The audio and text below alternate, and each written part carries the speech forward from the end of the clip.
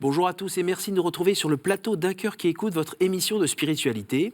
Aujourd'hui, nous avons le plaisir de recevoir Alain Mégias. Bonjour Alain. Bonjour. Alors Alain, vous étiez avant un artiste sans foi ni loi, mais un jour vous avez vécu la rencontre qui a bouleversé votre vie. Alors nous sommes aujourd'hui le 8 décembre, jour de la fête de l'Immaculée Conception de la Vierge Marie, dont Vierge Marie qui a une place toute particulière dans votre vie, comme nous allons le voir dans quelques instants. Et juste avant, je vais vous demander de nous lire un extrait de texte que vous avez choisi. Alors c'est un texte de Don Clément Jacob, qui était un musicien en musique classique à l'époque de Darius Milhaud, au début du XXe siècle, qui a écrit un très beau livre qui s'appelle L'art et la grâce, qui est magnifique. Donc je vais vous lire un passage. Voilà. Alors, l'artiste de son côté s'incline parfois non sous une certaine jalousie devant le saint. Il se rend compte que quelque chose de plus haut que son art habite chez cet homme privilégié. Il devine la douceur de la contemplation dont il porte en lui le germe. Faites l'expérience, mettez en contact un artiste et cette source suprême de beauté qu'est la Sainte Écriture. À l'audition des sublimes versets de la sagesse, l'artiste entrera en transe. S'il a la chance de rencontrer sur son chemin un homme qui vit de cette beauté, il sera lui-même ravi. Pour ne pas l'être, il faudrait que par ailleurs il fût enchaîné. Hélas, le cas se présente et plus d'un artiste frappé de cécité morale passe à côté de l'amour sans le reconnaître. Ou bien, ramenant l'amour incréé à ses proportions tristement humaines, il parodiera et l'on ne peut pas ne pas être saisi d'un haut le cœur quand on voit un malheureux poète parler sans rougir de se faire tatouer sur le cœur les mots sublimes de Sainte Thérèse de l'Enfant Jésus. À toutes les extases, je préfère le sacrifice. C'est que l'artiste en présence du salut est tenté par orgueil de le rejoindre par ses propres moyens. Mais l'art ne suffit pas à tout et n'est pas un talisman pour ouvrir toutes les portes. Notre Seigneur disait aux pharisiens qu'ils avaient perdu les clés de la connaissance. L'artiste croit souvent les avoir retrouvées par son art seul. Erreur mortelle qui a été le tourment de Rimbaud. Il n'a eu de répit qu'en s'évadant de l'art, retombant poète foudroyé, pour mourir probablement dans les bras du Christ qui l'attendait. À Dieu ne plaise qu'un itinéraire soit indispensable. Mais l'artiste doit bien se persuader que non seulement il est tenu de se renoncer, mais encore il ne peut atteindre par ses propres forces à la région lumineuse et paisible où demeure le saint. Il est de plus en plus réconforté parce qu'il comprend que son art même se développe et s'épanouit dans l'ascèse. Comme une terre déjà riche et féconde fait germer de plus beaux fruits si l'on y plante un morceau de bois de la vraie croix.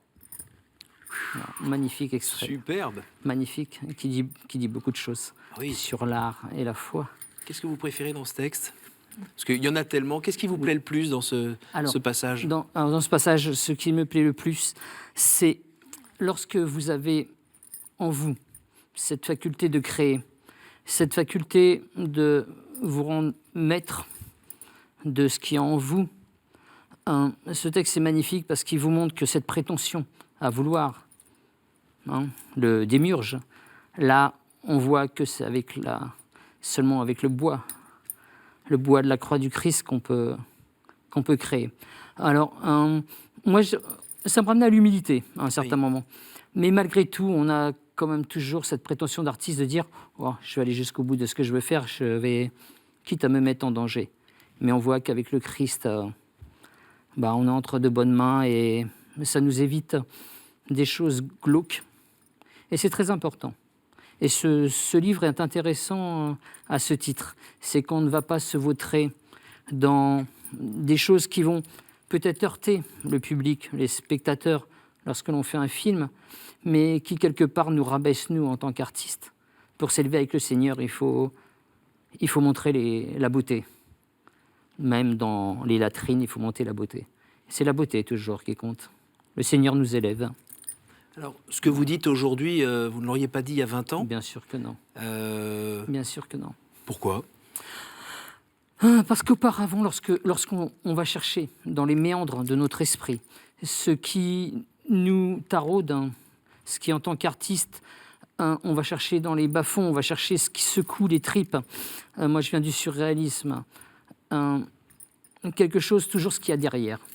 Donc, il y a un film qui était excellent où on disait, lorsque je vois un nageur, je vois un noyé derrière ce nageur. Et c'est Robert Le Vigan qui disait ça. Et là, vous voyez, c'était en tant que surréaliste, il y avait une sorte de plaisir à aller vers ces choses sombres. Voilà.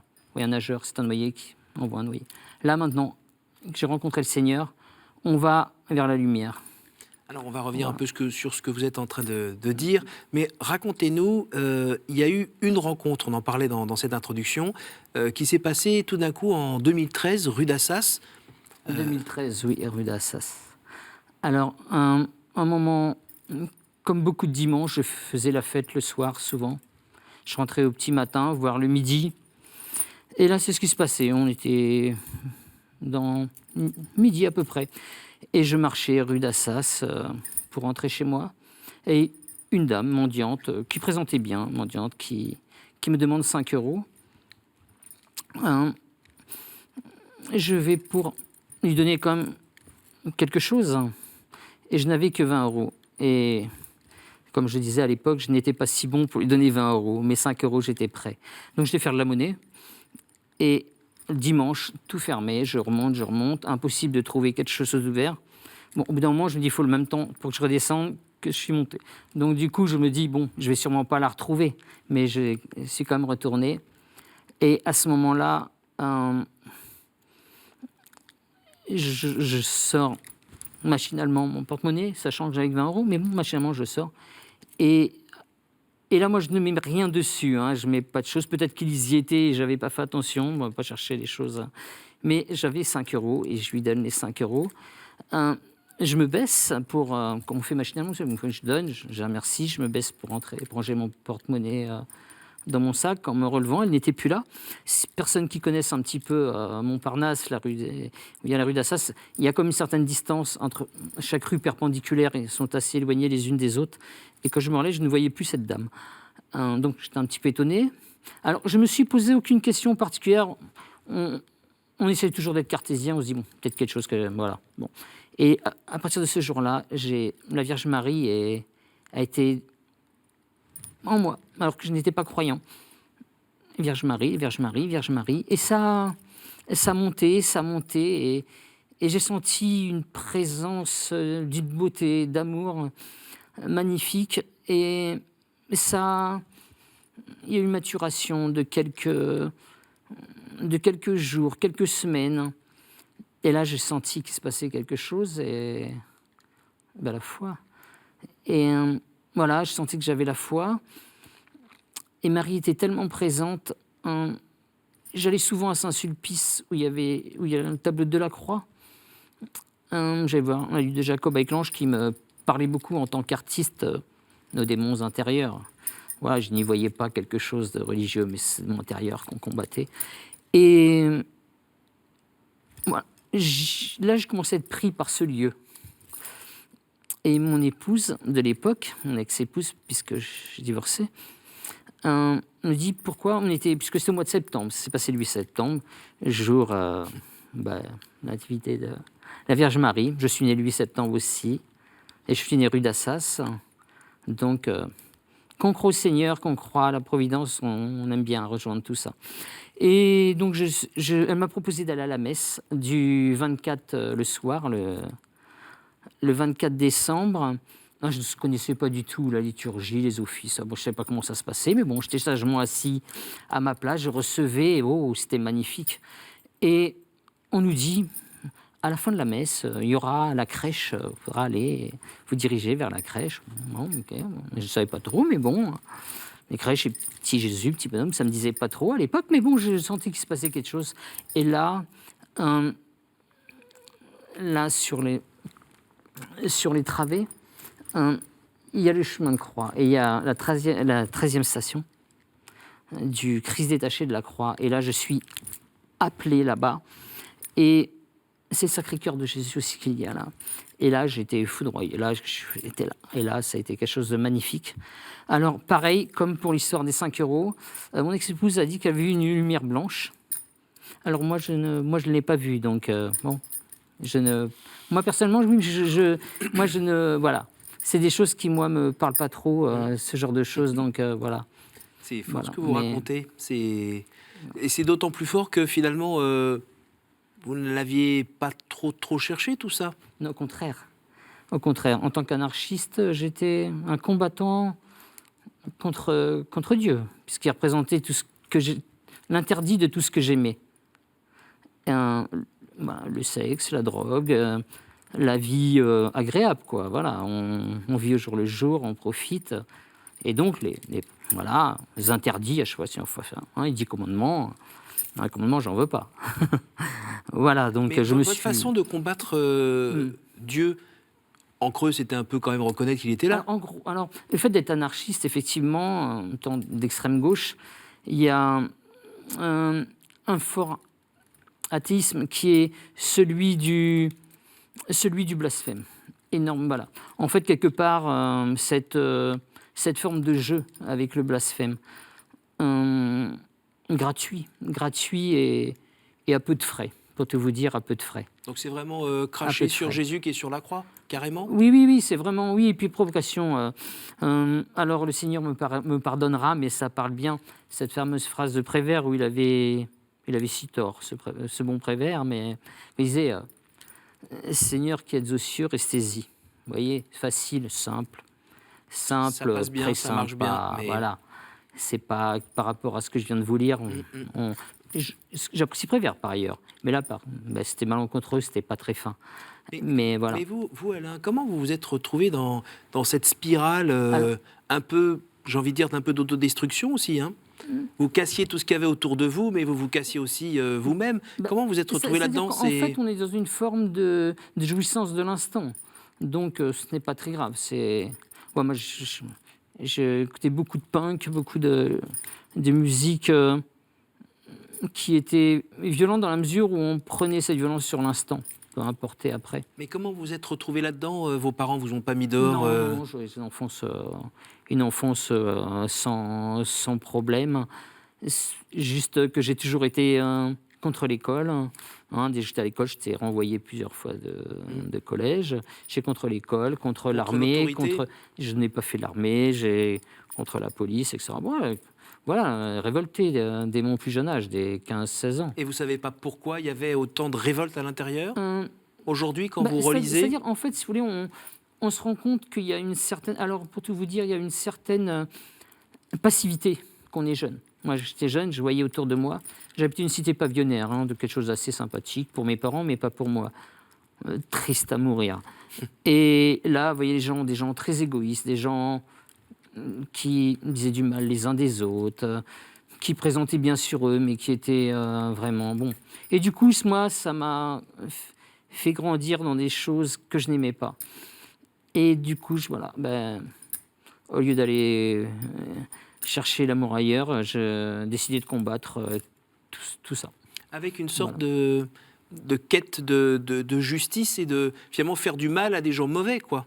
En fait, on se donne, avec le recul maintenant que j'ai la foi, on se rend compte qu'on se donne bonne conscience en considérant que nous, on a la vérité. Donc, c'est le propre des idéologies où on fait le bien, en faisant du mal aux autres, mais surtout, on décide ce qui est bien pour les autres. Donc, c'est un peu dangereux quand même. Reconnaissez que c'est un peu dangereux. Et voilà, donc après... voilà. Oui, vous voyez, il y a une pause parce que ça fait remonter des choses et on se dit... on est loin de l'amour du Seigneur. Alors, est-ce qu'aujourd'hui, je ne sais pas, hein, mais est-ce qu'il y a les écailles qui tombent un peu des yeux et quand vous relisez un peu certains des actes que vous avez posés dans le passé, autant dans la relation avec les gens que dans votre production artistique, est-ce qu'il y a des choses où tout d'un coup il y a un sentiment de gâchis, de regret, de remords Non, parce que le Seigneur est magnifique. On ne peut pas imaginer à quel point il est magnifique. Il ne vous enlève rien. Je me suis rendu compte, moi je pensais que à la fois j'allais devenir bon, j'allais devenir à l'amour, voilà, j'appréciais, j'aimais. En plus, j'ai découvert la théologie par Benoît XVI, Joseph Ratzinger, qui m'a enseigné. C'est pas mal. J'avais un comme bon maître. professeur. Oui, ça va bien. Et là, ça y est, je me dis, je suis parti, j'étais marié. Je me suis dit, je vais devenir sage, bien, quoi, ça va, j'aime bien l'amour. Bon, rien de tout ça. Non. C'était bien plus long. Et j'ai divorcé 2 ans après. Du moins, je me suis séparé. Ce divorce était en cours, mais je me suis séparé 2 ans 2 ans après ma conversion. Quand si je vous parle de miséricorde de Dieu, ça veut dire quelque chose pour vous? Bah, mais la miséricorde, mais l'amour. Bah, en fait, c'est très important quand je vous disais que moi, ce qui est fondamental pour moi, c'est il ne m'a rien enlevé. La seule chose, c'est qu'il y a eu un retournement. Il y a eu un retournement, mais je suis le même, mais Oui. ce qui était dans l'agression, la haine, le ressentiment, c'est devenu de l'amour. Ce qui fait que je vois les mêmes personnes qui ne me sont pas très agréables. Elles n'ont pas changé pour autant. Hein. Par contre, cette miséricorde que je me dois de leur donner, car voilà, le Seigneur m'a pris cela. Alors, on est à la télévision, je ne peux pas m'empêcher de vous poser des questions sur vos bagues, vos boucles d'oreilles, vos tatouages, vos croix présentes partout. Ça fait partie d'Alain qui, depuis l'âge de ses 15 ans, a toujours été avec ses décorations sur lui. Oui, alors depuis que j'ai 14 ans, j'ai commencé à mettre mes premières boucles d'oreilles à 14 ans. Voilà, je me maquillais quand j'étais... Pour ceux qui connaissent le glitter rock, Mac Bolan, David Bowie, un clin d'œil à ceux qui connaissent, voilà, ça qu'on a dos, là, c'est sympa. Et voilà, puis ça a continué, puis voilà. Et puis le Seigneur est arrivé et il m'a dit, tu vas continuer un peu, tu vas rajouter un peu de croix, ça, parce que ça, voilà, c'est l'amour du Seigneur qu'on porte, hein, ces croix, c'est témoignage de l'amour qu'on lui porte et qu'il nous porte également. Quand je mets toujours le cœur sacré de Jésus, parce que à la fois si vous voulez, c'est quelque chose qui est transitif, cet amour. Voilà, c'est celle que je mets pour montrer que je l'aime, mais il m'aime aussi. Il nous aime et ça, c'est fondamental. Et je ne pourrais pas finir ce passage-là, excusez-moi, sans parler de Thérèse de l'Enfant Jésus, qui est venue me voir en 2016, lors du carême, 2016. C'était magnifique. Et je voulais vraiment témoigner de Thérèse qui, moi, au début, on parlait de Thérèse, la pluie de rose, quelque chose d'assez niais, qui rappelait ces peintures sulpiciennes, ces choses... Ce n'était pas votre style? Et non, pas vraiment, pas vraiment. Et j'ai découvert que c'était... Elle m'a fait découvrir, parce que tout seul, waouh. Elle m'a fait découvrir qu'elle était juste merveilleuse, magnifique. Et elle à travers des textes? Ah, waouh, Sainte Thérèse de l'Enfant Jésus, c'est juste ma vie. Voilà, si on parle du Christ, on parle de la Vierge Marie. Parce que la Vierge Marie, c'est par elle que tout est arrivé. Le Christ. Mais vous savez, il nous laisse comme on est. Et il a senti que pour que j'aille vers lui, pour que je puisse laisser, parce qu'on a des scories quand même. Hein, on reste pas, on n'est pas... On est amené à être saint, mais on ne l'est pas. En tout cas, pas encore. Et de fait, j'avais du mal à m'élever. Je veux dire, le Seigneur s'abaisse, il s'abaissera au plus bas qu'on est, mais il faut peut-être que nous aussi, on fasse notre travail. Et je ne le faisais pas trop, en fait. Et Thérèse est arrivée, merveilleuse, magnifique. Voilà, quelque chose, m'a dit parole sur les femmes de la Bible, femmes de l'Évangile, qui étaient là lorsque le Christ, quand les hommes n'étaient plus là. Les femmes étaient encore là. Elle a écrit des phrases merveilleuses et qui sont d'une poésie. Donc j'encourage à lire les œuvres complètes de Thérèse. Voilà. Vous travaillez en ce moment sur... Alors vous êtes revenu un petit peu à la réalisation? Oui, je suis revenu à la réalisation. Il fut un moment où je faisais mes transgressifs, des choses pas très recommandables, donc on oublie, on laisse de côté. J'ai donc, par l'intermédiaire des diaconies de la beauté, j'ai rencontré Anne Facerias l'année dernière au Festival de la Beauté. Et donc voilà, en la rencontrant, un projet s'est monté avec une actrice aussi qui fait partie de la Diaconie de la Beauté. Donc je voulais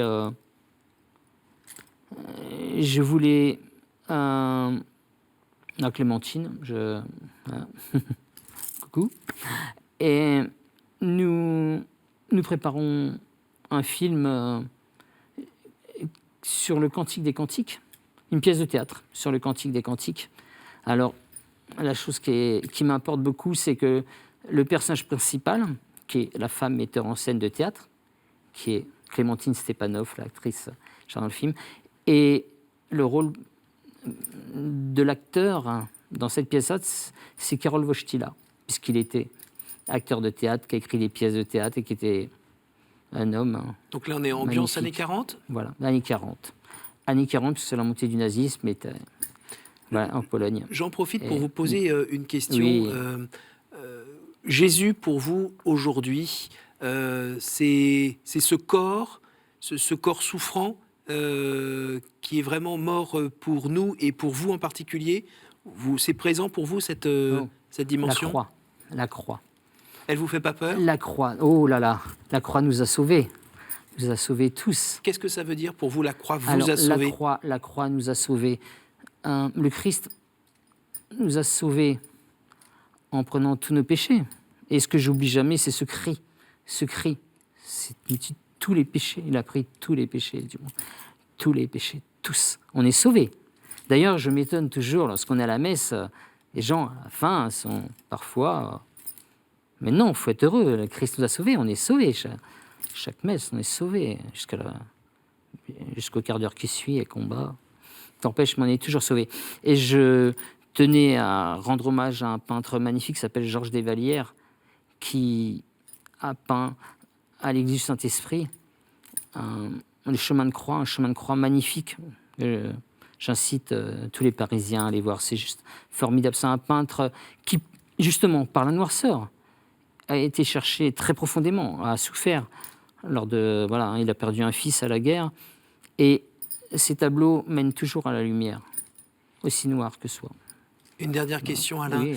Quand vous parlez de l'amour de Jésus ou de Dieu qui vous comble, qu'est-ce que ça veut dire ? Qu'il me comble.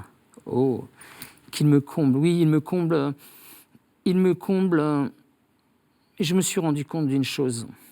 Je l'aime d'amour. Je l'aime d'amour.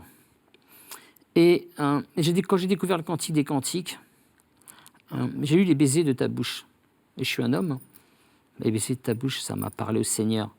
Et je me suis dit, je suis un homme, mais je peux embrasser le Seigneur. Les baisers de ta bouche, il peut me donner des baisers de sa bouche. Le corps du Christ, c'est aussi.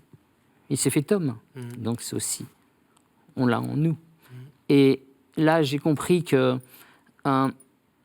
j'avais une forme de foi qui ressemblait un petit peu à celle des bénédictines, aux carmélites, assez saintes.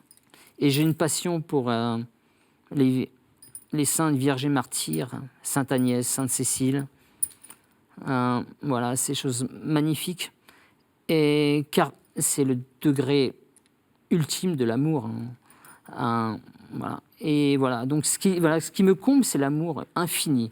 Il a un amour infini, et au fur et à mesure qu'on évolue dans notre foi, on se rend compte que ça grandit. Et c'est le cœur. En fait, nous, on a un cœur qui est rétréci, et il l'ouvre au fur et à mesure. Et ce qui est magnifique, c'est qu'il n'y a pas de limite à l'ouverture de notre cœur.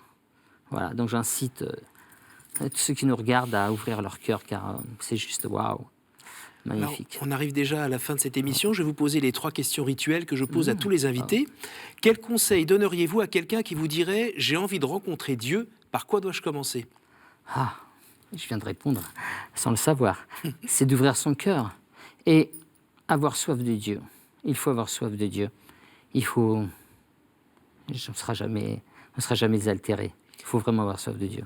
Quel est votre héros, votre saint, la personne que vous trouvez admirable ? Thérèse de l'Enfant Jésus, magnifique. Au jour du jugement, Alain, qu'aimeriez-vous que Dieu vous dise ?